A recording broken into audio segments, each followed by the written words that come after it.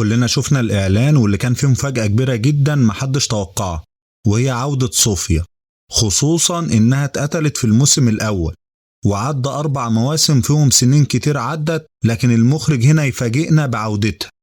بس السؤال دلوقتي إزاي المخرج هيبرر رجوعها وإزاي فضلت عايشة بعد طعن عثمان ليها؟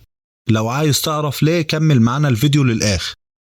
تابعنا نهاية صوفيا وكان طعنها عثمان ووقعت على عربة. لو تفتكر هيلين المساعدة بتاعتها قالت مش هتترك جثتها للأطراف وخدتها وهربتها، واللي من المتوقع إنها تاخدها وتعالجها، وكان من المقرر تشارك في الجزء الثاني لكنها اعتذرت لظروف حملها، فكملت المساعدة هيلين الموسم الثاني واتحدت مع نيكولا علشان نتفاجئ في الإعلان كلنا بعودة صوفيا للموسم السادس علشان تتحد مع القائد لوكاس. وكالعادة مع عودة أو ظهور شخصية جديدة من محور الشر في المسلسل بيموت حد من رجال السيد عثمان علشان يشعل الأحداث مشاعر الانتقام، وكانت الضحية المرة دي بايسون غور.